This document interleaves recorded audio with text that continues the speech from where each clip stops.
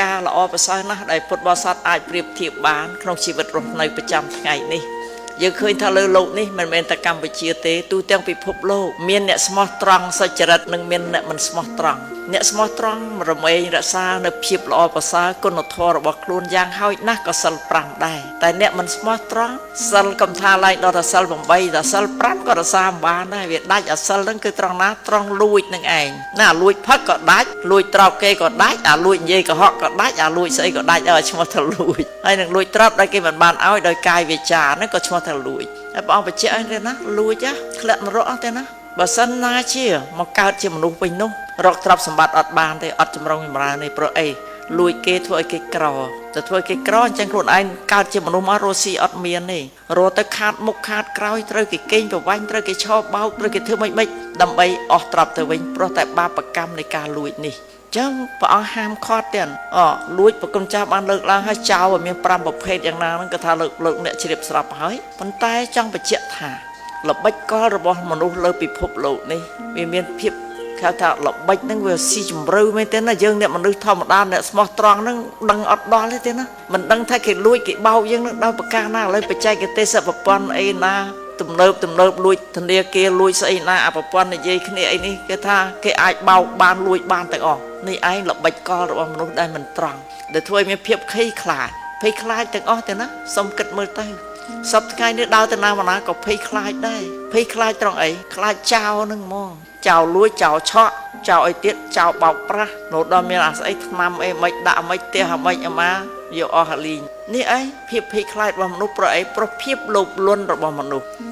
លោភលន់មួយចំនួនណាគឺមិនមែនចង់ធ្វើឲ្យបានតែទ្រព្យខ្លួនឯងយ៉ាងទេគឺរំពេលោភលន់ចង់បានរបស់អ្នកដទៃជារបស់ខ្លួននេះឯងធ្ងន់ធ្ងរសពថ្ងៃនេះរស់ស៊ីជាមួយគ្នារំពេមិនឆោបបោកមិនដើម្បីកេងពីគេយកឲ្យបានច្រើនសម្រាប់ខ្លួនឯងនេះជាគ្រោះថ្នាក់មួយដែលយើងត្រូវតែគិតថាក្នុងនាមជាមនុស្សម្នាក់អត់គួរធ្វើអញ្ចឹងទេព្រោះបាបកម្មនឹងឲ្យខ្លួនឯងវិញកុំភ្លេចណាជាតិជីវិតយើងមកជាតិទៅមកជាតិបន្តគ្នារហូតវាមានផលវិបាកដោយសារអីដោយសារយើងបង្កើតហេតុឲ្យខ្លួនឯងកូនចៅប្រុសស្រីគិតទៅអ្នកដែលចេះមកពីអីមកពីរៀនមកពីខំរៀនបានចេះអ្នកដែលមានមកពីអីមកពីខំរកបានមានបានចុះបើខ្ជិលច្រអូសឲ្យចាំស្រាប់នោះសួរតើបានពីណាទៅនឹងបំពេញហេតុទៀតហេតុដែលនាំមានទ្រព្យគឺខំផ្សាយរកដោយសមអាជីវៈមិនទៅលួចប្លន់គេទេណាដោយសមអាជីវៈហេតុដែលនាំឲ្យចេះគឺខំរៀនកុំអស់សង្ឃឹមទោះបីជារៀននឹងវាអត់បានលេខល្អវាបញ្ញាវាខ្សោយក៏ពិតមែនតែត្រូវតែប្រឹងរៀនឲ្យស្មោះត្រង់នឹងខ្លួនឯងស្មោះត្រង់នឹងខ្លួនឯងថាអាត្មាអញរៀននេះមិនប្រកែកដោយសារអីកុំឲ្យគេថាល្ងងខឹងនឹងគេអត់ប្រឹងរៀនឈប់រៀនមែនទេស្មោះត្រង់ខ្លួនឯងថាអាត្មាអញហេតុអីបានរៀនមិនប្រកែកដូចគេមកពីអាត្មាអញអត់យកចិត្តទុកដាក់ពេលគ្រូបង្រៀនរវល់ដណ្ដែតដងរេមីឬក៏រវល់អីរវល់ម៉ែក៏ប្រើណាកូនចៅប្រុសស្រីខ្លះពុកម្ដាយក្រប្រើលិចប្រើកើតប្រើមើលប្អូនអត់មានពេលរៀននោះវាជារឿងមួយហើយប៉ុន្តែនោះអ្នកដែលមានទ្រព្យសម្បត្តិម៉ែឪទំនុកបំរុងឲ្យមានឱកាសសម្រាប់រៀនសូត្រហើយអត់ប្រឹងរៀនតើយកចេះពីណាទៅយ៉ាងណាមិញជីវិតរបស់យើងដូចគ្នាបើចង់រុងរឿងគឺយើងនឹងឯងជាអ្នកឲ្យជីវិតយើងដោយរុងរឿងនោះយើងនឹងឯងជាអ្នកឲ្យចំណេះវិជ្ជាមកខ្លួនឯងដើម្បីឲ្យចេះដឹងនោះយើងនឹងឯងជាអ្នកឲ្យបទពិសោធន៍មកខ្លួនឯងនៅពេលដែលយើងដាក់ខ្លួនថាយើងត្រូវតែសិក្សាពីអ្នកដទៃពីអ្នកប្រាជ្ញបណ្ឌិតពីអ្នកដែលមានបទពិសោធន៍សម្រាប់ជីវិតរៀនមួយជីវិតណាកូនត្រូវរៀនមួយជីវិតអត់មានរៀនតែម្នាក់មួយផ្នែកណាមួយរៀនគ្រប់មុខទាំងអស់ក្នុងជីវិតដែលរស់នៅទៅរុងរឿងបានកុំប្រកាន់ថាអញចេះហើយអញបាច់ខ្វល់សួរអ្នកណារៀនពីណាមិនមែនទេអត់ចេះអស់ទាំងអស់ទេ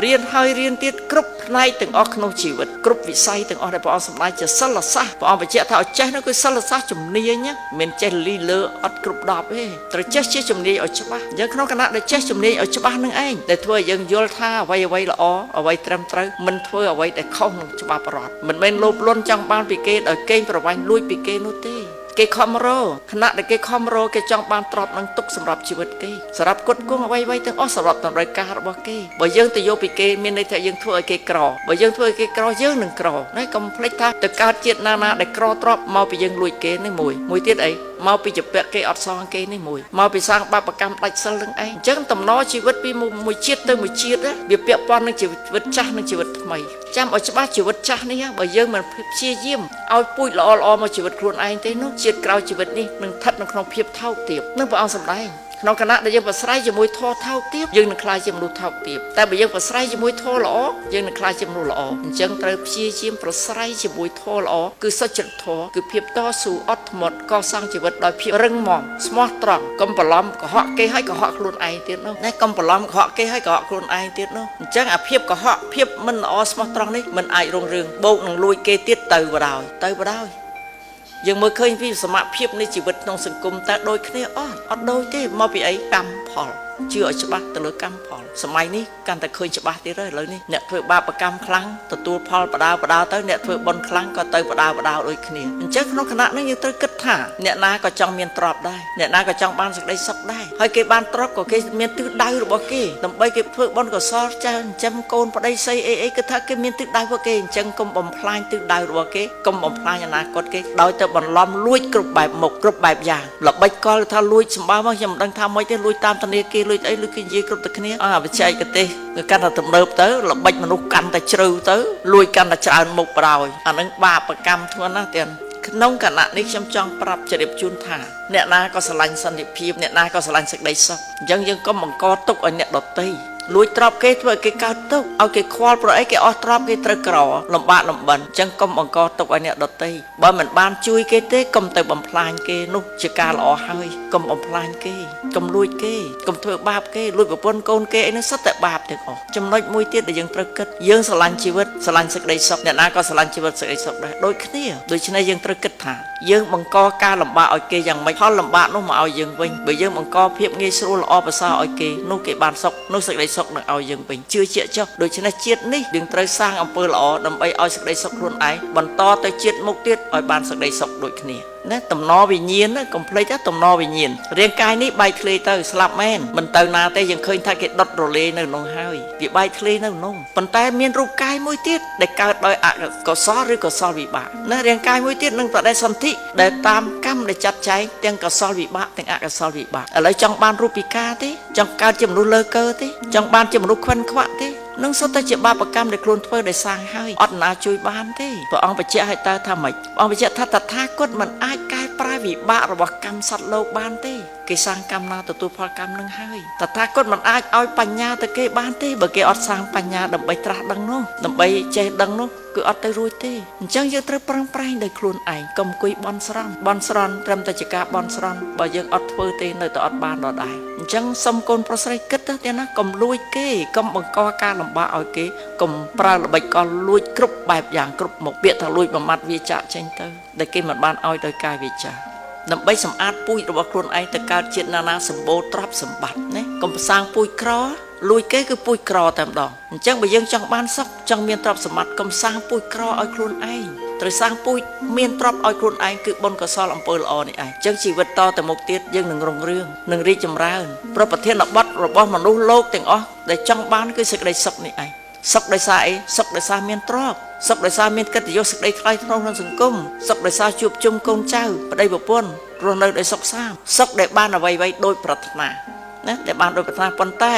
ដើម្បីបានដោយប្រាថ្នាត្រូវអីត្រូវសាងបុណ្យព្រោះបុណ្យនេះឯងដែលអាចជួយឲ្យយើងបានដោយប្រាថ្នានោះបើអត់បុណ្យទេខំប្រខំទីណាត់ទីណែងគ្រប់បែបយ៉ាងតែអត់មានដូចគេទេព្រោះខ្វះបុណ្យនឹងឯងឥឡូវនេះនាំគ្នាសាងបុណ្យទៅជំហានទី1គឺចេះអប់រំចិត្តខ្លួនឯងឲ្យចិត្តខ្លួនឯងមានសេចក្តីសុខឲ្យចិត្តខ្លួនឯងមានបុណ្យខ្លួនឯងក្នុងខណៈដែលយើងធ្វើអំពើល្អដល់អ្នកដទៃអត់មានគុំគួនព្យាបាទសងសឹកចំណែនឈ្នះនឹងគេកុំបដើបង្កើតពូជនឹងទេណាសពថ្ងៃខ្ញុំឃើញមានអ្នកច្រើនណាស់ដែលបដោះពូជចំណែនឈ្នះនេះនឹងអ្នកដទៃមិនបានធ្វើបុណ្យតែរួចយកជើងរាទឹកចំណែននឹងបុណ្យកុសលគេចំណែននឹងគេបានលៀបសក្ការៈចំណែននឹងគេបានស្អីស្អីគឺចំណែនរហូតដល់ទៅគុំគួនព្យាបាទសងសឹកមិនល្អទេសូមមេត្តាលះបង់ទៅអ្វីទាំងអស់យើងបង្កើតឲ្យគេយើងនឹងបាននឹងមកវិញនឹងមានគេចំណែនឈ្នះនេះនឹងគេធ្វើបាបគេរស់រឿងគ្រប់បែបយ៉ាងមកវិញដូចគ្នាសូមកុំបង្កើតពូជមិនល្អឲ្យជីវិតនេះព្រោះជីវិតនេះវាជាហេតុឲ្យជីវិតថ្មីពូជនេះវានឹងឲ្យផលទៅក្នុងជីវិតថ្មីអញ្ចឹងយើងត្រូវបង្កើនអានុភាពនៃជីវិតចាស់នេះឲ្យបានល្អប្រសើរបំផុតដើម្បីគេបន្តវេនទៅជីវិតថ្មីមួយទៀតដោយសារកុសលកម្មកុំសាងបាបកម្មហើយបើសាងកុសលកម្មពីជាតិនេះហើយជាតិមុខវាអត់ទៅណាទេបាននេះថាកុសលកម្មនេះឲ្យផលដើម្បីយើងរស់នៅដោយសុខសាន្តរវាងសង្គមពីរផ្លូវលោកនិងផ្លូវធម៌ពុទ្ធចក្រនិងអនាចក្របើកូនប្រុសស្រីព្យាយាមធ្វើបានល្អទាំង អាណាចក្រទាំងពុទ្ធចក្រជីវិតនឹងមានលំនឹងល្អប្រសើរគឺរងរឿងរហូតអត់ធ្លាក់ចុះទេពិសេសដឹងគុណមេត្តាបិតាអ្នកអំពើល្អកុំគិតទៅណាទៅណីដំបូងទីគុណមេត្តាបិតាខ្លាំងជាងគេបំផុតដែលកូនប្រុសស្រីទៅគិតអ្នកដែលឲ្យសេចក្តីសុខយើងគឺមេត្តាបិតាអញ្ចឹងយើងត្រូវផ្ដល់សេចក្តីសុខជូនគាត់វិញកុំបង្កការលំបាកឲ្យគាត់គ្រប់បែបយ៉ាងអ្នកខ្លះព្រោះតែវិបត្តិផ្លូវចិត្តខ្លួនឯងខ្ញុំបានឃើញបានឮ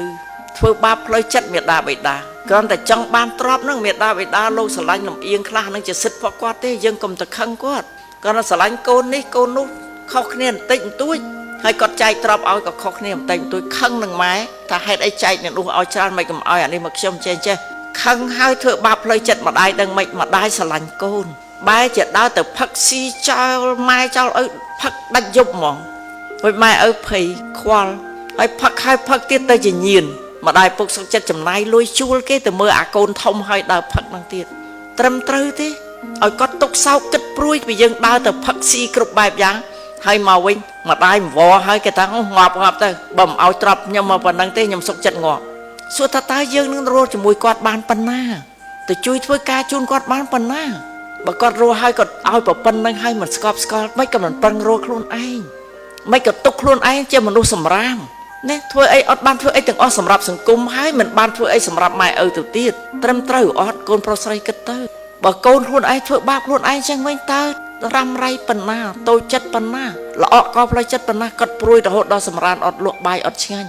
ធ្វើបាបផ្លូវចិត្តគាត់ធ្វើបាបគាត់តាំងពីគាត់ចិញ្ចឹមមកល្មមគ្រប់គ្រាន់ហើយណាគាត់ខំចិញ្ចឹមពីក្មេងមកតូចដល់ធំដល់ប៉ុណ្នេះល្មមគ្រប់គ្រាន់ហើយលំបាកណាស់ទៅណាមិនមែនជារឿងស្រួលទេលំបាកណាស់ចិញ្ចឹមកូនលើកលែងតែអ្នកមានទ្រព្យច្រើនទេដល់លោកមិនលំបាកលោកជួលអីជួលអ្នកមេដោះជួលស្អីមើលទៅប៉ុន្តែអ្នកដែលអត់មានលុយต้องគិតថាគាត់ខ្វល់គាត់គិតលះបង់គ្រប់បែបយ៉ាងដើម្បីកូនហេតុអីក៏យើងទៅបង្កការលំបាកបន្ថែមនៅជីវិតចុងក្រោយរបស់គាត់ទៀតនោះតើប្រយោជន៍អីទៅដែលគាត់លះបង់ហើយគាត់ចែកឲ្យហើយគាត់នៅមិនបានដូចចិត្តមិនក៏មិនខំរកឲ្យបានដូចចឹងទៅ